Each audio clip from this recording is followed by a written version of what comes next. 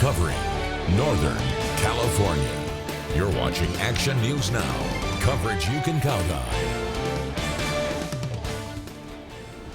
I had absolutely nobody that I could go to within the department that I felt would actually hear me and protect me.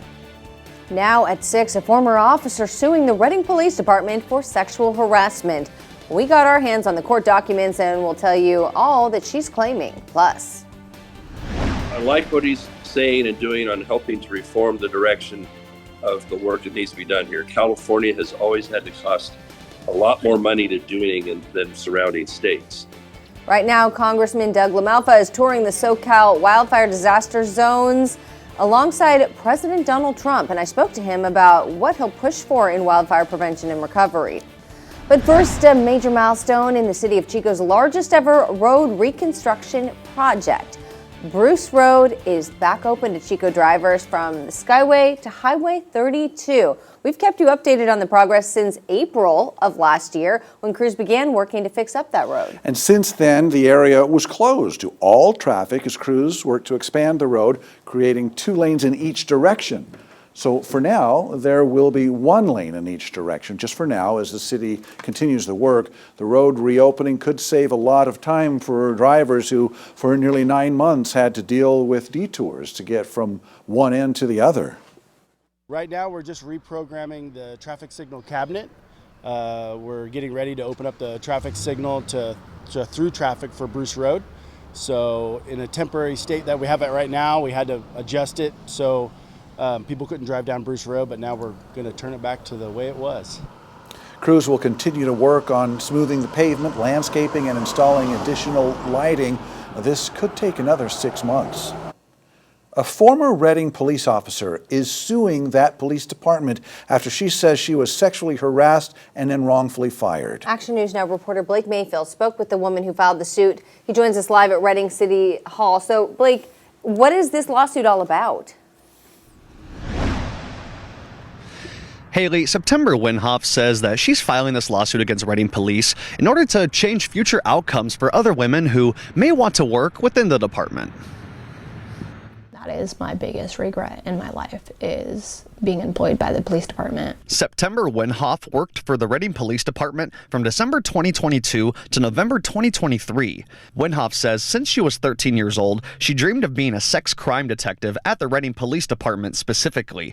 But after she told her supervisor that she was a victim of domestic violence in July 2023 and placed on administrative leave, she started feeling like she was being retaliated against. I had a corporal call me and tell me that it was my fault that I was assaulted and I needed to pick better men. Winhoff filed her 10-page lawsuit against the Redding Police Department in Shasta County Court last October. My lawsuit is to stand up and to kind of shed light on what is going on with the Redding Police Department behind closed doors. It was after that incident that Winhoff says she started experiencing sexual harassment and bullying from members of RPD. He would tell me that my report writing was bad, that I was trash, I shouldn't work for RPD. He was constantly harassing me. He would call me and be like, I just don't think that you should be a cop. I want you out of here. Winhoff says about a month later, she found in her work box a copy of a raunchy comedy movie with a vulgar title and what she says was meant to be a form of humiliation. No investigations was opened up to see who put it in my mailbox at work. Winhoff says after her domestic violence dispute, along with the DVD and arresting a deputy Shasta County district attorney for DUI, she was wrongfully terminated from her job on November 29th, 2023. When I asked why, they wouldn't give me a reason. They told me they don't have to tell me and to get out. Winhoff says she's applied at 13 different agencies since RPD fired her in November 2023. She says with most of the searches, she'd either get a rejection letter or told that an agency could not hire her after they contacted Redding Police. I reached out multiple times to the city attorney and Redding Police Department for comment, but did not hear back. I want to change how the future is for women in law enforcement, specifically at the Redding Police Department. And Haley, the next court hearing for this case is a motion to compel by RPD on Monday, February 3rd. Reporting live at Redding City Hall, I'm Blake Mayfield, Action News Now. Thanks, Blake. The case has a trial date set for April 2nd. New at 6, the Shasta County Sheriff's Office is investigating an inmate death at the Shasta County Jail. Officials say the deputies found Juan Moreno unresponsive just before midnight last night. They performed life-saving measures but were unable to save Moreno. The Sheriff's Office has scheduled a post-mortem exam and the cause is under investigation. Take a look. Here's a photo from earlier this morning at the sun rising over Wildwood Park in Chico. It was submitted through our citizen journalism page, courtesy of Bonnie Reichenberg. And if you're ever out and about and you see something just amazingly beautiful like this, join our news team and we'll give you the credit. We'd love to see that. It's through the citizen journalism tab right on the top of our app and our homepage. So that's what a sunrise looks like. Yeah, you sleep right through them. Let's check in with Howie now. We had an equally beautiful sunset tonight too because of those clouds, Howie. Yeah, it looks absolutely beautiful. And as you said earlier, we haven't seen anything in the way of clouds lately, but with storms approaching, we're going to see some changes. We saw the clouds. Eventually, we'll see the temperatures drop as well as the winds go up. But today was another beautiful one. We are starting to drop down. So in the valley, some spots already dropping out of the 50s, but for the most part, still in the 50s, 40s and 50s in those higher elevations. Now, I was talking winds. Here we are. Nothing to indicate a change as of yet. Still on the light to calm side. But later tonight and then through a good portion of Sunday, we will be on the breezy to windy side. Winds in the valley out of the north with gusts of 30 plus. Higher elevations gusting to maybe 50 plus. We'll talk more about it coming up in just a little bit. Yeah, that's not nothing. Thanks, Howie. New at 6, the city of Chico will begin removing fire-damaged trees unlikely to recover from the park fire beginning next Wednesday in Upper Bidwell Park. You can see the areas in red here of the park that will be closed. Crews will remove 125 trees along 10 Mile House Road to make sure that the park remains safe for visitors. Once the work wraps up, trails in the area will be reopened. All that work is expected to be finished by February 7th. New at 6, police in Yuba County are investigating a shooting that sent 2 people to the hospital. Now, they say it happened just after 8 last night on Queens Avenue near Upland Drive. Officers say a 16-year-old and a 23-year-old were each shot in the legs and are expected to recover. We are working to learn if police have made any arrests. And if you have any now, I apologize, we said Yuba County earlier, but apparently it's Yuba City. Of course, a very different thing. This was in Yuba City. Call the Yuba City Police Department. An attempted murder arrest was made across state lines. Reading police say a SWAT team arrested Salvador Juarez in Oregon after, they say, he stabbed someone and hid in a secluded cabin for more than a week.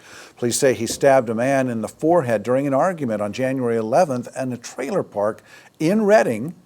They say his girlfriend, Alicia Stockton, drove him to the cabin near Bend, Oregon, and bought him cold weather gear, food, alcohol, and a cell phone. Reading police say they collaborated with the Deschutes County Sheriff's Office in Oregon and used a multi-agency SWAT team to arrest him on January 19th. They say Stockton initially lied about her involvement, but later admitted to helping Juarez escape to Oregon. Both were extradited to Shasta County and booked into the Shasta County Jail. Juarez faces multiple charges, including attempted murder. Stockton is charged with being an accessory and destroying evidence. Tehama County supervisors are working on a major restoration project for the government complex on Walnut Street in Red Bluff, and it could save you money. Administrative Services Director Tom Provine says that this project has been in the works for years. The complex houses several health service divisions, a county public works yard, and the agricultural department. The county's been using the site since the 1930s. The project aims to improve public access and could save the county money in the long term.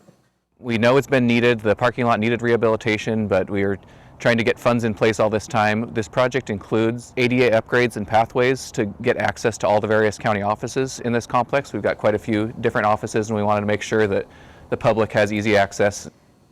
Provine says the project will cost about $650,000, but a federal grant will cover that cost. The project will also add sidewalks in the parking lot to meet ADA standards. Glenn County hosted its first ever Veterans Stand Down, providing services for local veterans and their families. And it was a busy afternoon at the Glenn County Fairgrounds in Orland. It was filled with about 90 various types of resources for vets and their families, including mental health services, housing assistance, even discounts on therapy dogs. Glenn County Supervisor Jim Yoder, a Marine veteran himself, says these resources are vital for those who have served. It means a lot. I've been employed 3 times. You know, I already hooked up with my eye doctor to deal with the VA. You know, I got to get surgery in one eye because I can't see out of it. Medical screenings were also provided on site. The event is open to all veterans who live within our region. The idea was launched after Glenn County hosted its first ever Senior Resource Expo back in June. Organizers will bring the event back, they tell us, next year. How you can join in on the discussion deciding the future of the Bidwell Mansion. Plus, what local leaders have to say about preventing future wildfires in the state.